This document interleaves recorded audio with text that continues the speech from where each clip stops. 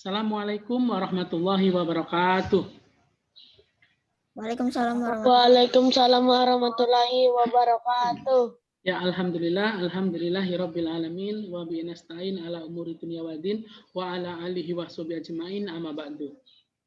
Ya, alhamdulillah anak-anak, kita berjumpa lagi pada kesempatan hari ini, insyaallah di hari yang mendung tapi tidak hujan. Semoga ini juga memberi berkah bagi kita hari ini.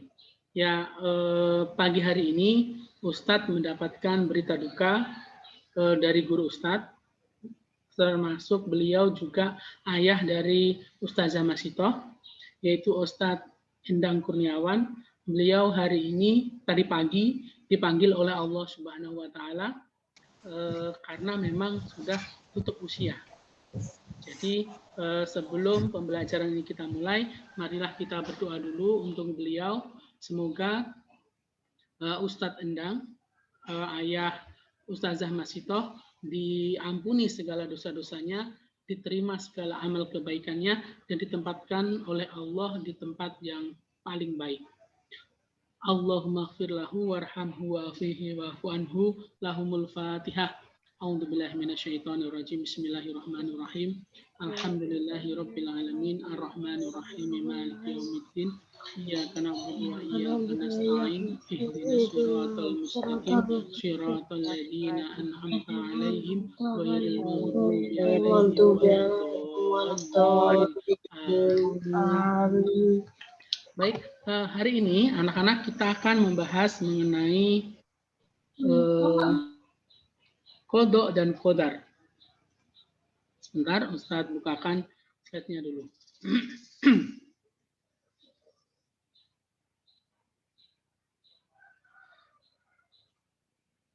Pembahasan kita hari ini mengenai kodok dan kodar. Ya. Apakah sudah muncul di layar? Sudah ya, alhamdulillah. Sudah. Baik. Di sini pada pelajaran 7 kita akan belajar mengenai menerima kodok dan kodar. Ya. Tujuan dari pembelajaran kita adalah yang pertama, siswa meyakini akan adanya kodok dan kodar Allah Subhanahu wa Ta'ala. Sebagaimana kodok dan kodar itu adalah termasuk ke dalam rukun iman, yaitu rukun iman yang ke-6 atau yang terakhir, jadi meyakini adanya kodok dan kodar. Yang kedua, siswa dapat memahami pengertian iman kepada kodok dan kodar. Jadi iman itu kepada kodok dan kodar itu seperti apa, sehingga kita dapat menjalani kehidupan ini lebih baik lagi. Yang ketiga, siswa dapat memahami hikmah beriman kepada kodok dan kodar.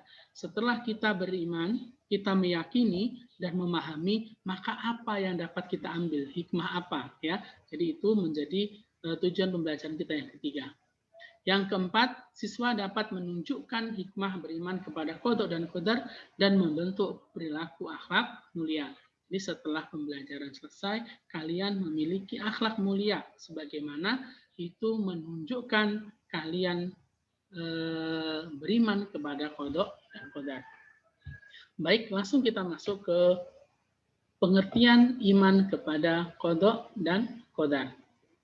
Nah, beriman kepada kodok dan kodar artinya meyakini bahwa setiap perkara yang terjadi dengan kita serta semua makhluk yang ada di alam semesta ini merupakan ketetapan Allah Subhanahu wa Ta'ala. Ya, jadi contohnya hari ini ketika Ustadz mendengarkan mendapatkan informasi bahwa Ustadz Endang hari ini dipanggil oleh Allah, beliau wafat, itu termasuk kodok dan kodarnya Allah Subhanahu wa Ta'ala. Yakni umur seseorang itu sudah Allah tentukan, ya. Jadi pekan lalu ya, Ustadz masih sempat mengikuti kajian beliau. Jadi 2 pekan yang lalu kalau tidak salah ya, itu Ustadz masih mengikuti kajian beliau. Jadi masih Zoom meeting dengan beliau. Beliau terlihat sehat. Nah, pada pekan kemarin itu beliau izin karena beliau sakit, maka beliau tidak dapat mengisi. Nah, ternyata hari ini mendapat berita duka bahwa beliau sudah dipanggil oleh Allah Subhanahu wa taala. Nah, ajal manusia itu nanti sudah ditentukan oleh Allah Subhanahu wa taala kapan kita meninggal. Ustadz, itu sudah ada ketentuan kapan Ustadz akan meninggal. Nah, karena sudah ada ketentuan tersebut, maka ya kita harus mempersiapkan. Karena kita tidak akan pernah tahu kapan ajal kita datang. Jangan-jangan nanti, jangan-jangan besok atau lusa, atau masih lama. Kita tidak tahu. Yang penting kita akan mempersiapkannya. Nah, beriman kepada qada dan qadar itu artinya meyakini. Jadi kita yakin bahwa setiap perkara yang terjadi dengan kita, baik itu kelahiran, kematian, terus sakit dan lain sebagainya, itu terjadi karena ketetapan dari Allah Subhanahu wa taala. Jadi Ustadz dilahirkan pada tanggal 24 Desember 1987, itu sudah merupakan ketetapan Allah. Dan entah Ustadz nanti wafat di umur berapa, pada tanggal berapa, jam berapa, itu sudah Allah tentukan juga. Nah, jadi kita meyakini hal tersebut. Orang Muslim atau orang beriman itu meyakini hal ini. Virus corona sudah hampir 1 tahun ya membuat kita di lockdown.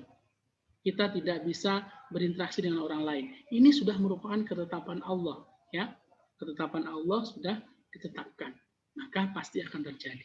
Dan nanti Allah akan mengangkat lagi virus corona kapan? Itu sudah ada ketetapan dari Allah. Cuman kita sebagai manusia tidak tahu. Maka kita hanya meyakini saja. Insya Allah virus ini akan berakhir. Nah, dalam Al-Quran, surah Al-Furqan, ayat 2, Allah Subhanahu wa taala berfirman, A'udzubillahi minasyaitonirrajim, Bismillahirrahmanirrahim. Alladzi lahu mulkus samawati wal ard wa lam yattakhid waladan wa lam yakul lahu syarikun fil mulki wa khalaqa kulla syai'in faqaddarahu taqdira. Artinya, yang memiliki kerajaan langit dan bumi tidak mempunyai anak. Tidak ada sekutu baginya dalam kekuasaannya. Dan dia menciptakan segala sesuatu lalu menetapkan ukuran-ukurannya dengan tepat. Nah, faqaddarahu taqdira. Allah menetapkan ukuran-ukurannya dengan tepat. Ini maksudnya, itu Allah sudah menentukan segala sesuatu. Jadi Allah menciptakan segala sesuatu, menciptakan bumi, maka sudah menetapkan ukurannya, bumi sekian. Nanti akan hancur atau kiamat pada tahun sekian dan seterusnya. Allah menciptakan gunung, Merapi contohnya ya. Gunung Merapi. Kapan itu nanti Gunung Merapi meletus? Itu sudah ada ukuran-ukurannya. Pak, sudah ditetapkan oleh Allah. Jadi tidak ada sesuatu hal pun di alam semesta ini yang bisa melawan kehendak Allah. Karena Allah sudah menentukan semuanya.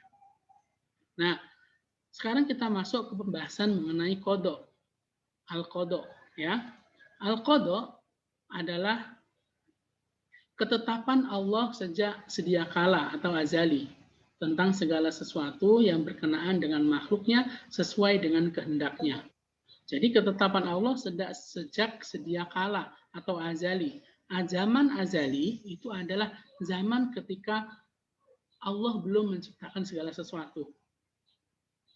Ya, menurut yang Ustadz baca, jadi Allah itu dulu itu masih tetap sebelum ada manusia dan alam semesta, maka Allah itu berkehendak untuk menciptakan makhluk.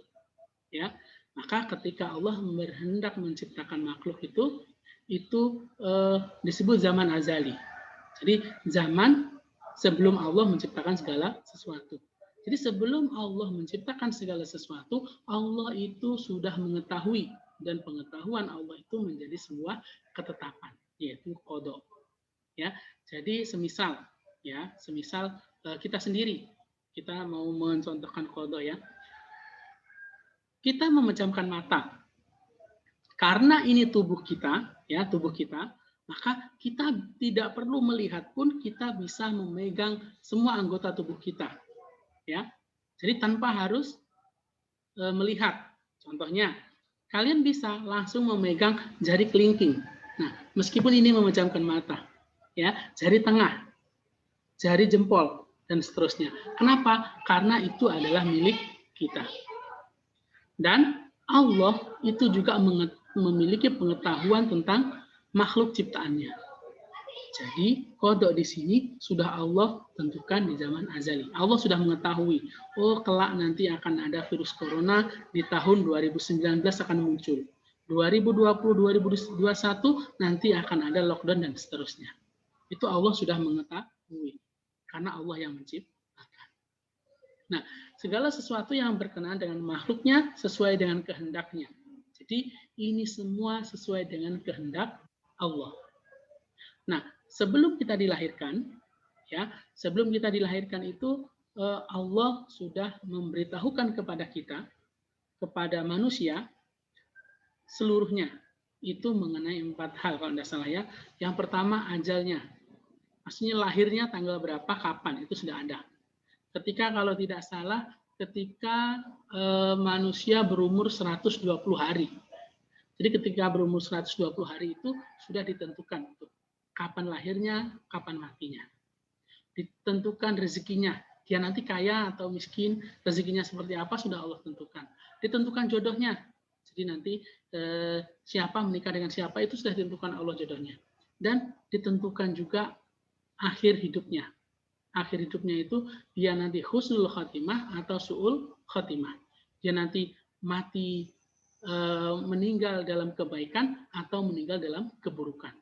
Juga nanti sudah ditentukan di mana surga, di mana neraka. Apakah kita nanti sebagai calon penghuni surga atau penghuni neraka? Itu sudah Allah tentukan. Tapi Allah tidak memberi pengetahuan itu kepada kita. Kita tidak akan ingat apa yang sudah Allah sampaikan kepada kita ketika kita masih di alam kandungan. Ya. Jadi kita hanya bisa berusaha sebaik mungkin. Kalau orang yang biasanya berbuat baik, beribadah dengan baik, maka insya Allah kembalinya ke surga. Tapi orang yang nanti berbuat buruk, selalu membangkang kepada Allah, berarti kembalinya kepada neraka. Dari situ kita sudah bisa menentukan nanti seperti apa jalan kita. Meskipun ketentuan terakhir itu hanya milik Allah Subhanahu wa taala. Nah, qada adalah suatu kepastian, jadi sudah pasti. Ketetapan atau ketentuan Allah Subhanahu wa taala. Maksudnya, ketentuan atau ketetapan Allah sejak zaman azali yang belum diketahui oleh makhluk dan belum terlaksana. Yang menyangkut nasib baik atau buruk seseorang, senang atau sedih, manfaat atau mudorot, sehat atau sakit, umur panjang atau pendek, serta berbagai macam bentuk nasib yang lain. Nah, contohnya matahari terbit dari timur dan tenggelam di arah barat setiap sore. Peredaran matahari itu merupakan ketentuan Allah Subhanahu wa taala untuk waktu yang sesuai dengan kehendaknya. Ya, jadi itu sudah menjadi ketetapan Allah. Itu contoh qada, ya. Jadi kematian, bumi mengelilingi matahari nanti terbit di timur tenggelam di barat, itu sudah merupakan qada dari Allah Subhanahu wa taala. Nah, sekarang qadar. Apa itu qadar? Qadar adalah perwujudan dari ketetapan Allah terhadap semua makhluk dalam ukuran dan bentuk tertentu sesuai dengan ilmu Allah dan kehendaknya. Kalau qada tadi itu adalah ketetapan, tapi kalau qadar itu adalah perwujudan. Jadi ada yang berpendapat seperti ini. Semisal qada itu adalah skenario atau bisa dengan jadwal, ya. Contoh, jadwal pelajaran kita di semester 2 ini, hari Rabu itu tidak jadi PAI. Biasanya PAI hari Rabu ya, sekarang dipindah hari Kamis. Nah, jadwal pembelajaran tadi adalah qada. Sudah ditetapkan oleh kurikulum. Nah, qadarnya, perwujudannya adalah hari ini. Hari ini kita melaksanakan pembelajaran PAI. Itu adalah qadarnya. Nah, jadi qadar adalah perwujudan qada adalah ketetapan. Seperti semisal juga sebuah film, ya, ada film. Itu pasti ada skenarionya. Skenario itu jalan cerita. Jalan ceritanya nanti seperti ini. Nah, itu ada jalan ceritanya. Nah, di situ nanti baru actingnya itu adalah qadar. Tapi skenarionya adalah qada. Ya. Baik, ini qadar adalah sesuatu ketentuan Allah yang sudah berlaku atau telah terjadi. Qadar sering disebut dengan takdir. Setiap muslim wajib percaya bahwa semua kejadian, baik yang sudah terjadi maupun sedang terjadi, baik dan buruk adalah ketentuan Allah Subhanahu wa taala, ya. Jadi qadar di sini merupakan disebut juga dengan takdir, ya. Kita harus meyakini hal tersebut. Kalian bersekolah di SDIT Cahaya Fikri, itu sudah merupakan takdir atau qadar Allah Subhanahu wa taala. Nah, yang nanti kalian nanti SMP-nya di mana? Itu masih menjadi qada, ketetapan Allah. Nah, ketika nanti kalian contohnya semisal Kak Nafeza nanti masuk ke Fidatra, maka itu nanti akan menjadi qadarnya Allah. Tapi qadanya sudah ada. Nanti Kak Nafeza di qadanya ketetapan Allah mungkin ya contohnya itu masuk ke Fidatra. Maka ketika nanti Kak Nafeza lulus dari Cahaya Fikri masuk ke Fidatra itu menjadi qadarnya. Nah, seorang bayi yang akan lahir tidak mungkin dapat memilih warna kulit yang disenangi, tidak mungkin pula memilih bentuk tubuh yang jangkung itu tinggi atau pendek. Semua itu hanyalah menurut takdir Allah Subhanahu wa taala. Semisal hari ini Ustadz ditakdirkan oleh Allah lahir sebagai orang Jawa. Itu sudah merupakan qadarullah. Anak-anak semuanya lahir di Bontang sebagai anak Bontang. Itu juga qadarullah. Ustadz tidak bisa memilih, Ustadz itu pengennya tinggi, tidak gendut, tinggi, sispek, dan berkulit putih, ganteng, dan seterusnya. Itu pilihan kita, tetapi Allah menentukan lain. Itu ketetapan Allah. Orang Afrika, mohon maaf, ataupun orang Papua, itu mereka dikarunia Allah kulit berwarna gelap. Nah, itu sudah merupakan ketetapan Allah. Jadi tidak bisa diganggu-gugat. Jadi ketika kita sudah lahir ke dunia, maka yang perlu kita lakukan hanyalah mensyukuri. Kita syukuri semuanya yang telah Allah berikan. Tidak usah membayangkan dengan orang lain. Oh, itu hidungnya mancung, saya kok pesek. Nah, itu kulitnya putih, saya kok hitam, dan seterusnya. Itu tidak perlu dipermasalahkan lagi. Yang kita lakukan hanya bersyukur kepada Allah. Selanjutnya, demikian pula hasil panen yang diharapkan petani setelah giat bekerja menggarap sawah. Semua itu ditetapkan oleh Allah Subhanahu wa taala. Seorang petani, pedagang, dan pengusaha tidak akan mengetahui hasil yang akan diberikan Allah Subhanahu wa taala. Seorang petani itu hanya mempunyai husnudon kepada Allah, ya, husnudon berprasangka baik kepada Allah. Berprasangka baik kepada Allah, dia menanam apa yang dia tanam, insya Allah akan ditumbuhkan Allah dengan hasil yang baik, nanti panennya banyak. Itulah pikiran yang ada di para petani. Tetapi nanti apakah hasilnya bagus, apakah hasilnya banyak atau tidak, itu nanti kehendak Allah. Ya, pokoknya berusaha sebaik mungkin, insya Allah hasilnya baik. Kalaupun nanti hasilnya tidak baik, maka kita sudah bersyukur karena sudah berusaha sebaik mungkin. Ya, itu mengenai qadar. Nah, ada pendapat yang lain. Selain pendapat di atas tadi, ada yang menyebutkan bahwa qada adalah keputusan atau ketetapan Allah Subhanahu wa taala terhadap makhluknya yang tidak dapat dirubah. Ya, misalnya kelahiran, kematian, matahari terbit dari timur, bencana, dan lain-lain yang tidak dapat berubah kecuali dengan kehendak Allah. Jadi tidak bisa dirubah karena sudah ditentukan oleh Allah. Nah, seperti dijelaskan dalam Quran surah Al-Hadid ayat 22, ma asaba min musibatin fil ardi wala wala fi anfusikum illa fi kitabim min qabli an nabra'aha inna dzalika 'ala Allahi yasir. Artinya, tiada suatu bencana pun yang menimpa di bumi dan tidak pula pada dirimu sendiri, melainkan telah tertulis dalam kitab, yaitu Lauhul Mahfuz. Sebelum kami menciptakannya, sesungguhnya yang demikian itu adalah mudah bagi Allah. Jadi segala sesuatu itu sudah Allah tentukan dan sudah Allah tuliskan di dalam sebuah kitab yang disebut dengan kitab Lauhul Mahfuz.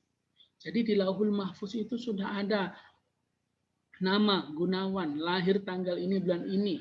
Nanti dia akan sekolah di sini, rezekinya seperti ini, jodohnya ini, nanti akan meninggal pada saat ini, dan seterusnya. Itu sudah ada ketentuan dari Allah. Dia nanti akan mengalami ini seterusnya. Akan terjadi bencana seperti ini, dan seterusnya. Itu semua sudah ditulis di Lauhul Mahfuz. Jadi tidak ada yang bisa dirubah. Nah, sedangkan qadar adalah ketentuan Allah yang sudah berlaku kepada makhluknya yang mungkin dapat berubah karena usaha atau ikhtiar dari manusia. Misalnya ya, orang yang orang yang bodoh atau tidak pintar bisa menjadi pintar karena rajin belajar. Kecerdasan itu memang dari anugerah dari Allah Subhanahu wa taala. Cerdas ya, tapi pintar itu karena kita berusaha.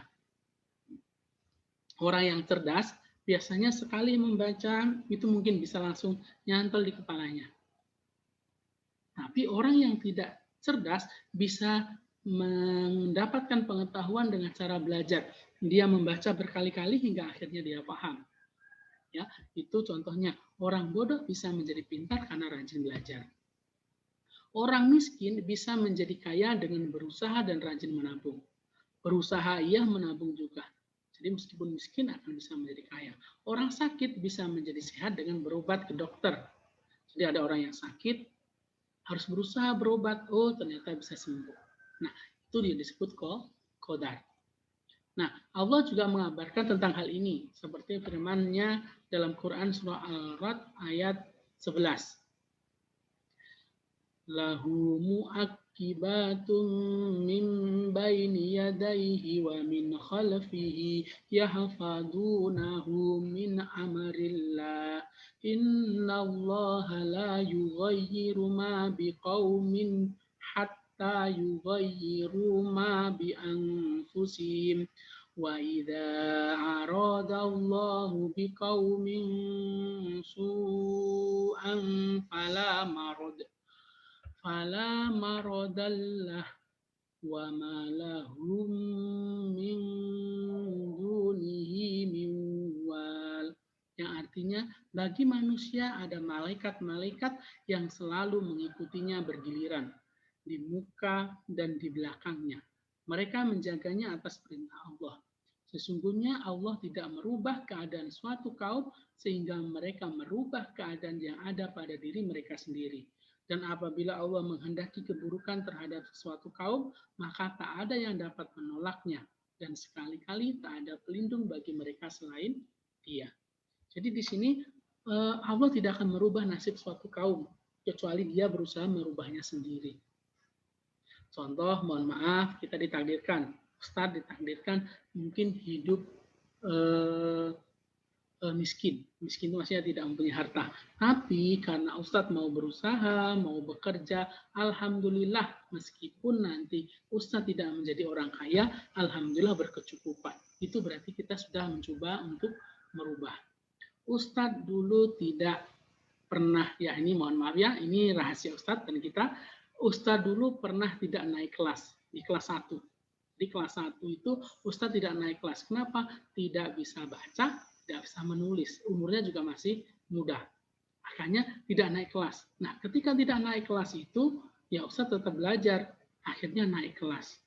Di kelas 1 itu tidak naik kelas, tapi alhamdulillah di kelas 6 setelah lulus itu Ustadz masih mendapatkan peringkat kedua, belum ke satu ya, baru peringkat kedua. Jadi satu sekolah itu Ustadz danemnya atau nilainya itu termasuk peringkat kedua. saat itu dari 5 mata pelajaran itu Ustadz 40 sekian ya, dan yang juara 1 itu 42 dan masih ada di bawahnya Ustadz juga masih ada. Itu adalah sebuah bukti bahwa jika kita berusaha, maka Allah akan merubah nasib kita. Hari ini kita mungkin tidak pintar, karena kita rajin belajar, insya Allah Allah akan menjadikan kita pintar. Ya itu. Nah, manusia itu mempunyai takdir. Meskipun demikian, manusia tidak boleh hanya bermalas-malasan atau berpangku tangan menunggu datangnya takdir. Sikap yang benar adalah berusaha atau berikhtiar sekuat tenaga, berdoa dan bertawakal kepada Allah Subhanahu wa taala, semoga usahanya berhasil ya, sesuai dengan apa yang diinginkannya. Nah, Allah Subhanahu wa taala berfirman dalam Quran surat At-Taubah ayat 105, wa quli malu fasayarallahu amalakum wa rasulahu wal mu'minun wa saturadduna ila alimil ghaibi wasyahadati fayunabbi'ukum bima kuntum ta'malun. Yang artinya, dan katakanlah bekerjalah kamu, maka Allah dan Rasul-Nya serta orang-orang mukmin akan melihat pekerjaanmu itu, dan kamu akan dikembalikan kepada Allah yang mengetahui akan yang gaib dan yang nyata, lalu diberitakannya kepada kamu apa yang telah kamu kerjakan. Ya, sesungguhnya manusia itu akan celaka atau bahagia bergantung pada amal usahanya. Siapa yang berbuat jahat akan mendapat siksa, siapa yang berbuat baik akan mendapat pahala. Selain berusaha dan dengan bekerja keras, hendaknya manusia tidak lupa berdoa kepada Allah Subhanahu wa taala. Allah Subhanahu wa taala yang menentukan berhasil dan tidaknya usaha seseorang berdoa merupakan ikhtiar, ya. Ini setelah ini akan mati, kita akan masuk ke season kedua. Kan selanjutnya mungkin sebentar lagi mati ya, kita akan lanjutkan. Baik, nanti